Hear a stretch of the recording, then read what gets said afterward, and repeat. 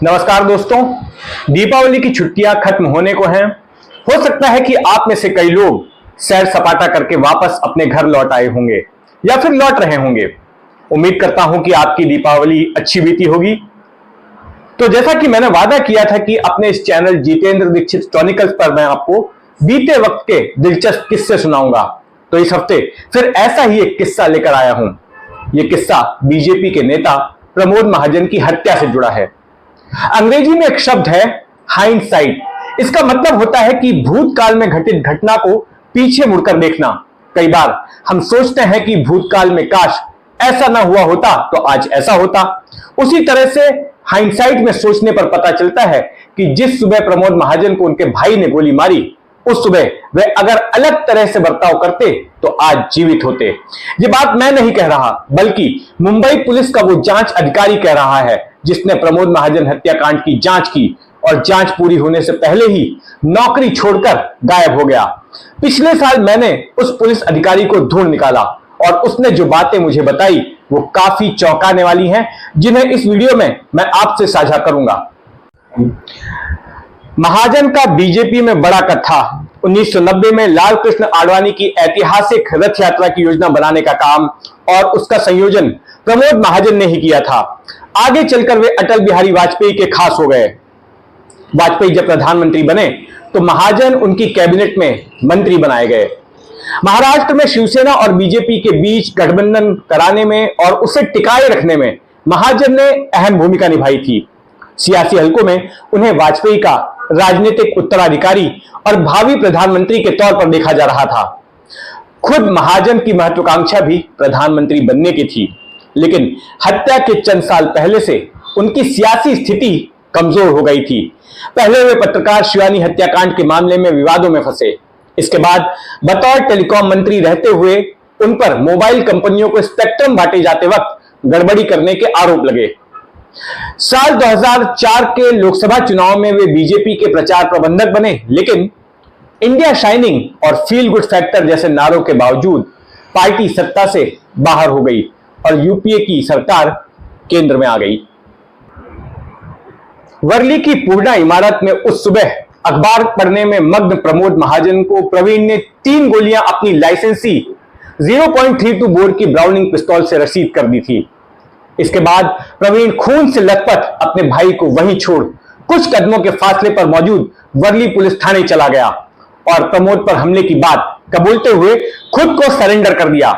Police ने उसे हत्या की कोशिश के आरोप में गिरफ्तार कर लिया और भोईवाड़ा कोर्ट ले जाकर उसकी हिरासत ले ली।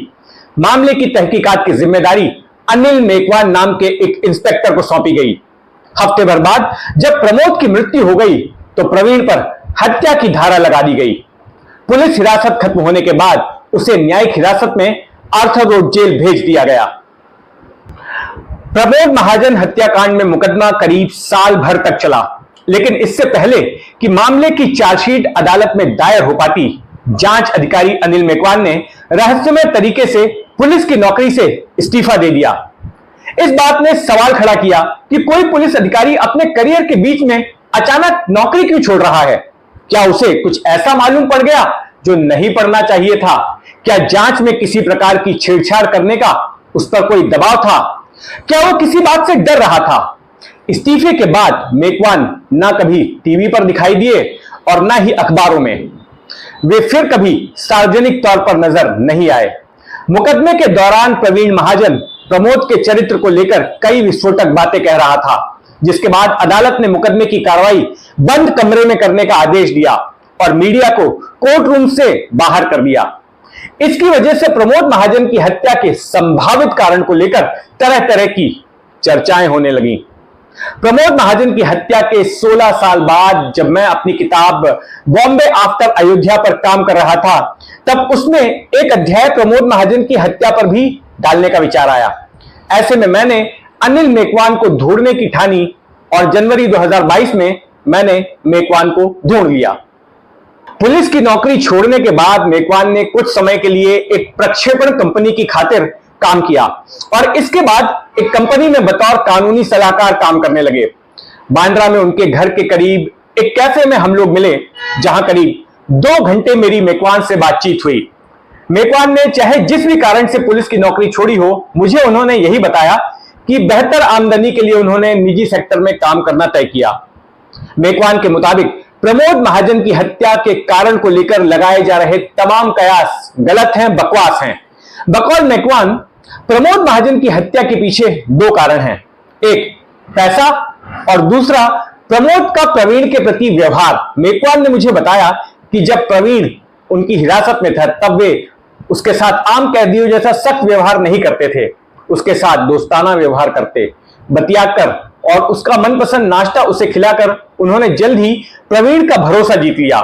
हर दिन मेकवान 2 घंटे प्रवीण से पूछताछ करते, जिसमें वो अपने और प्रमोद महाजन के रिश्तों से जुड़ी कई बातें उन्हें बताता। उसने बताया कि बचपन में ही जब उसके पिता का देहांत हो गया तो बेहद गरीबी में परिवार ने संघर्ष किया। मेकवान के मुताबिक प्रमोद महाजन जब राजनीति का बड़ा नाम हो गए तो उनके पैसों के लेन देन के मामले प्रवीण ही देखा करता था, लेकिन जब प्रमोद की बेटी पूनम की शादी आनंद राव से हुई तो प्रवीण खुद को दरकिनार महसूस करने लगा। प्रमोद महाजन के सेक्रेटरी विवेक मोइत्रा ने जो प्रभाव उन पर रखा था वो भी प्रवीण को ठीक नहीं लग रहा था। प्रवीण अक्सर प्रमोद के बर्ताव से अपमानित महसूस करता था। उसकी यह धारणा थी कि जब परिवार ने गरीबी साथ झेली है तो संपन्नता भी साथ ही भोगनी चाहिए। प्रवीण को लग रहा था कि उसका हक उससे छीना जा रहा था। हालांकि उसने यह बात भी कबूल की कि प्रमोद ने उसके परिवार के लिए एक नियमित आय का प्रबंध कर दिया था। जिस सुबह प्रवीण गुस्से में प्रमोद के घर पिस्तौल के साथ पहुंचा, उस वक्त प्रमोद अखबार पढ़ रहे थे। प्रवीण लगातार उनके सामने खड़े होकर चिल्लाता रहा, लेकिन प्रमोद ने एक बार भी पलक उठाकर उसकी ओर देखा तक नहीं। इस अपमानजनक बर्ताव से प्रवीण तिलमिला गया और उसने प्रमोद पर गोलियां दाग दी। मेकवान का कहना था कि प्रमोद महाजन आज जिंदा होते अगर उस सुबह वे उठकर एक बार प्यार से प्रवीण की पीठ पर हाथ रख देते और उसका कहा सुन लेते, इससे उसका गुस्सा शांत हो जाता। यह कहानी विस्तार से मैंने अपनी इस किताब बॉम्बे आफ्टर अयोध्या में लिखी है। इस जैसे कई किस्से आप इस किताब में भी पढ़ सकते हैं। किताब का हिंदी संस्करण अयोध्या ने कैसे बदल दी मुंबई नाम से उपलब्ध है। यह कहानी आपको कैसी लगी कमेंट बॉक्स में लिखकर जरूर बताएं, और अगर चैनल को सब्सक्राइब नहीं किया है तो सब्सक्राइब कर लें, साथ ही बेल आइकन दबा दें और जुड़े रहें जितेंद्र दीक्षित क्रॉनिकल्स के साथ। नमस्कार।